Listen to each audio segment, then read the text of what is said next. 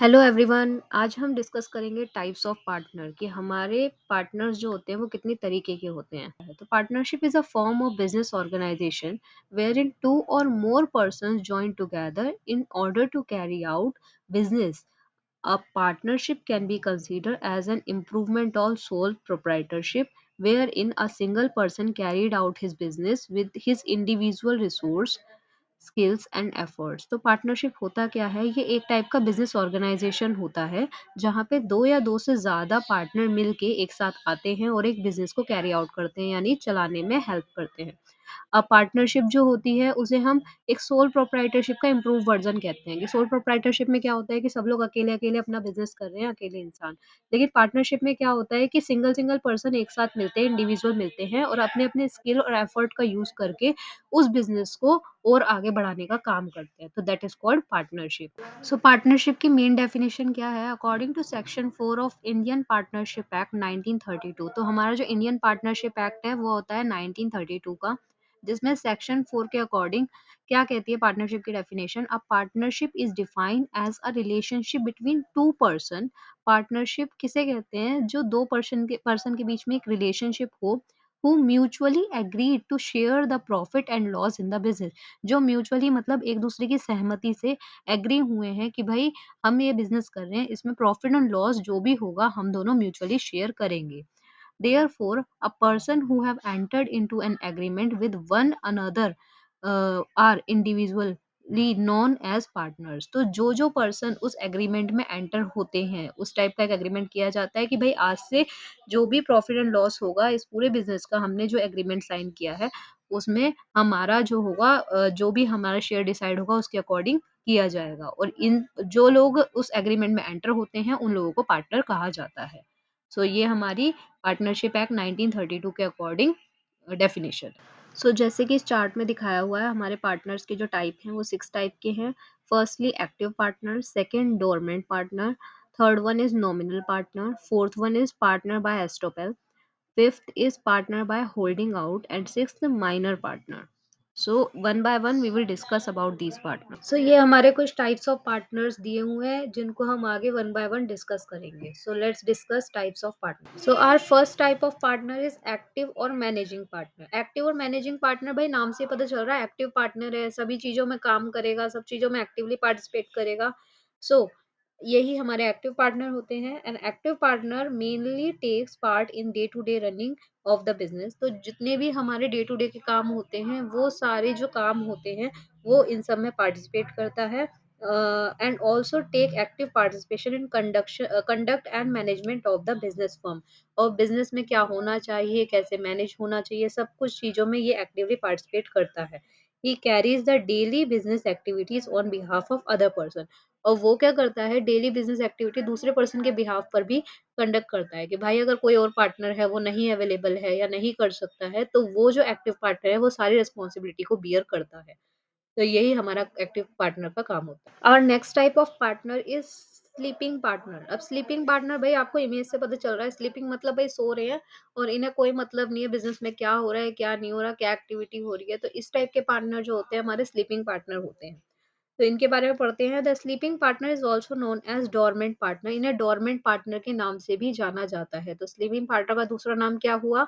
Dormant partner. This partner does not participate in day to day function activity of the partnership firm. ये day to day activity में बिल्कुल भी participate नहीं करते, ये sleeping होते हैं. And a person who has sufficient money और interest in the business but can not devote his time to the business. मतलब ये एक्चुअल में नेचर वाइज सोते नहीं रहते. इनका काम स्लीपिंग, इनका नाम स्लीपिंग पार्टनर इसलिए रखा गया है कि भाई ये इनके पास पैसा तो है लेकिन ये बिजनेस की डे टू डे एक्टिविटी में शामिल नहीं हो पा रहे. हो सकता है ये कहीं और बिजी हो या फिर अपना पूरा टाइम इसमें डिवोट नहीं कर पा रहे हैं, लेकिन इन्होंने अपनी मनी उस बिजनेस में लगा रखी है. इसीलिए इस टाइप के पार्टनर को हम लोग जो है स्लीपिंग पार्टनर के नाम से जानते हैं. Can act as a sleeping partner of the firm. इन्हीं पार्टनर्स को स्लीपिंग पार्टनर कहते हैं.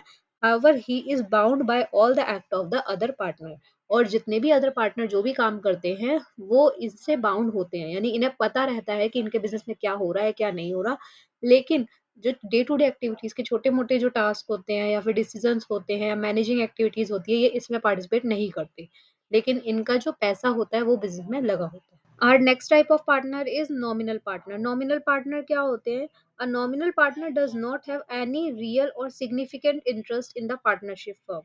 नॉमिनल पार्टनर वो पार्टनर्स होते हैं जिनका कोई भी पार्टनरशिप फर्म में इंटरेस्ट नहीं होता, इतना ज़्यादा कोई रियल सिग्निफिकेंट इंटरेस्ट नहीं होता। In simple word he is only lending his name to the firm. उन्होंने अपना सिर्फ नाम दिया होता है फर्म को कि भाई मेरे नाम पे यूज़ कर लो आप, and does not have a voice in the management of the firm. लेकिन फर्म के मैनेजमेंट में कोई भी इनका काम नहीं होता, योगदान नहीं होता, बस इनका नाम होता है जो फर्म में शामिल होता है, और नाम वाले फर्म को जैसे नॉमिनल पार्टनर के नाम से जाना जाता है। और next type of partner is partner by estoppel. Partners by estoppel क्या होता है? A partner by estoppel is a partner who displays by his words, action or conduct that he is the partner of his firm। ये एस्टोपेल वाले partner ये कहलाते हैं जिनके words, action और जो भी ये काम करते हैं ना, इससे पता चलता है कि ये फर्म के पार्टनर्स हैं। And in simple word, even though he is not the partner in the firm, मतलब एक्चुअल में वो पार्टनर नहीं होते, एग्रीमेंट वगैरह में वो नहीं होते, लेकिन क्या होता है कि वो मैनेजमेंट में भी अपना योगदान देते हैं। उन वो मतलब डे टू डे एक्टिविटीज में भी होते हैं। उनके वर्ड्स और एक्शन से ऐसा लगता है कि भाई ये पूरी तरीके से फर्म के पार्टनर ही है, and represent himself in such a manner which depict that he has become the partner by estoppel. और ये अपने आप को इस तरीके से रिप्रेजेंट करते हैं सबके सामने कि ये जो है अब फर्म के पार्टनर बन चुके हैं, पार्टनर बाय एस्टॉपल हैं, और पार्टनर बाय होल्डिंग आउट, जो कि होल्डिंग आउट यानी सभी चीजों के संभालने वाले पार्टनर अब ये बन चुके हैं। तो इस टाइप के पार्टनर को क्या होता है, क्या कहते हैं? Estoppel partner. कि भाई जो डिपिक्ट कर रहे हैं कि हाँ हम पार्टनर हैं, और उनके वर्ड्स, एक्शन और कंडक्ट सब चीजें पार्टनर्स के अकॉर्डिंग है, लेकिन वो एक्चुअल में पार्टनर नहीं होते। Now partners in profit only. Partners in profit only, भाई नाम से पता चल रहा है वो पार्टनर जो सिर्फ प्रॉफिट मोटिव के लिए फर्म में आए हैं। इन्हें सिर्फ प्रॉफिट से मतलब है, और फर्म के डे टू डे एक्टिविटी या मैनेजमेंट वगैरह से कोई फर्क नहीं पड़ता। So this partner is of the firm is only share of profit of the firm and won't be liable of the any loss। तो ये जो पार्टनर होते हैं वो पार्टनर होते हैं जो एग्रीमेंट में ये लिखवाते हैं कि भाई प्रॉफिट हुआ तो वो हमारा हुआ, हम लॉस में लायबिलिटी नहीं देंगे, हम लोग लॉस में लायबल नहीं है। More over, if a partner does who is in partners in the profit only deals with any of the third party or outsider, then he will be liable for the act of profit only and not any liability। उन्होंने कहा कि अगर by chance किसी third party के through आपको कोई loss हो गया, कुछ भी हो गया, हम सिर्फ प्रॉफिट मोटिव के लिए आए हैं, हमें सिर्फ प्रॉफिट ही चाहिए, तो वो पार्टनर जो होते हैं वो पार्टनर इन प्रॉफिट कहलाते हैं। So next one is minor partner. Minor partner क्या होता है? भाई फोटो में दिख रहा है ना बच्चा से छोटा, यानी माइनर। माइनर मतलब जो 18 साल से छोटा है वो partner. A minor is a person who is yet to attain the age of majority in the law of the land. तो ये जो है वो पार्टनर जो अभी तक मेजोरिटी की एज अटेन नहीं कर पाया है। And according to section 3 of the Indian majority act 1875, जो हमारा इंडियन मेजोरिटी एक्ट 1875 का सेक्शन 3 क्या कहता है? A person is deemed to have attain the age of majority when he attain 18 year of age. एक इंसान जो है वो मेजर तभी कहलाएगा जब वो 18 ईयर की एज का हो जाएगा या उसे पार कर जाएगा। तो अगर वो 18 से कम का है तो वो माइनर ही कंसीडर होगा। However, a minor can also be appointed to claim the benefit of the partnership। हालांकि जो माइनर है वो पार्टनरशिप फर्म में एंटर हो सकता है, एग्रीमेंट में शामिल हो सकता है, लेकिन वो सिर्फ प्रॉफिट ही बियर करेगा, लॉस बियर नहीं करेगा। तो वो सारे जो बेनिफिट्स हैं वो तो माइनर क्लेम करेगा या बियर करेगा, लेकिन लॉस बियर नहीं करेगा। तो जितने भी प्रॉफिट्स हैं वो तो माइनर के पास जाएंगे, लेकिन लॉसेस माइनस माइनर लाइबल नहीं होगा उसके। और next partner is secret partner. Secret partner भाई नाम से ही पता चल रहा है, सीक्रेट जो कि किसी को नहीं पता, वो सीक्रेटली पार्टनर है और सारी एक्टिविटी सीक्रेटली ही हो रही है। So in a partnership firm the position of a secret partner lies between the active and sleeping partner. तो जो सीक्रेट पार्टनरशिप की पोजीशन होती है वो स्लीपिंग और एक्टिव पार्टनर को ही मोस्टली पता होती है। The membership of the firm of secret partner is kept secret from the outsider and the third party. इनकी जो मेंबरशिप होती है वो बाहर वालों और थर्ड पार्टी तक भी सीक्रेट रखी जाती है कि ये पार्टनर है, किसी को नहीं पता होता, आउटसाइडर या थर्ड पार्टी को। His liability is unlimited. उनकी जो लायबिलिटी होती है अनलिमिटेड होती है, since he hold a share in the profit and share liability for losses of the business. और वो क्या करते हैं? अनलिमिटेड लायबिलिटी भी शेयर करते हैं, और जितना भी प्रॉफिट है वो भी शेयर करते हैं, और सारे लॉसेस को भी शेयर करते हैं लोग। He can even take part in working of the business, वो वर्क बिजनेस की वर्किंग में भी पार्टिसिपेट करते हैं, लेकिन सब चीज़ सीक्रेटली होती है, थर्ड पार्टी या आउटसाइडर को नहीं पता होता कि इस टाइप का कोई पार्टनर है और वो इनमें मतलब काम कर रहे हैं। Our next partner is outgoing partner. Outgoing partner भाई नाम से पता चल रहा है भाई जा रहे हैं फर्म के बाहर, आउटगोइंग हो रहे हैं। So an outgoing partner is a partner who voluntarily retire without dissolving the firm. वो पार्टनर जो वॉलंटरीली खुद अपने आप को रिटायर कर लेता है कि भाई पहले मैं इस पार्टनरशिप का हिस्सा था, अब मैं अपने आप को इस पार्टनरशिप से अलग कर रहा हूँ, आप लोग इस फर्म को चलाइए और आगे बढ़ाइए, मतलब फर्म डिसॉल्व नहीं होगी या पार्टनरशिप डिसॉल्व नहीं होगी। इस टाइप के पार्टनर आउटगोइंग पार्टनर कहलाते हैं। He leaves the existing firm, वो जो एग्जिस्टिंग फर्म होती है उसे छोड़ देते हैं, therefore he is called an outgoing और रिटायरिंग पार्टनर, इसीलिए इन्हें आउटगोइंग या रिटायरिंग पार्टनर के नाम से जाना जाता है। Next one is limited partner. Limited partner भाई नाम से पता चल रहा है लिमिटेड है, बहुत ज्यादा नहीं बहुत कम नहीं, मतलब इनका इन्वॉल्वमेंट।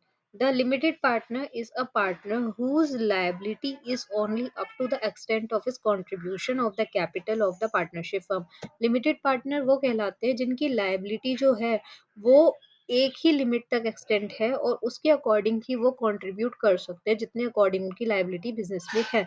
सो वो सारे पार्टनर्स को लिमिटेड पार्टनर कहा जाता है, जैसे लिमिटेड पार्टनरशिप एग्रीमेंट इनका एग्रीमेंट होता है। Are next partner is sub partner. Sub partner क्या होता है? A sub partner is a partner who associates someone else in his share of the firm.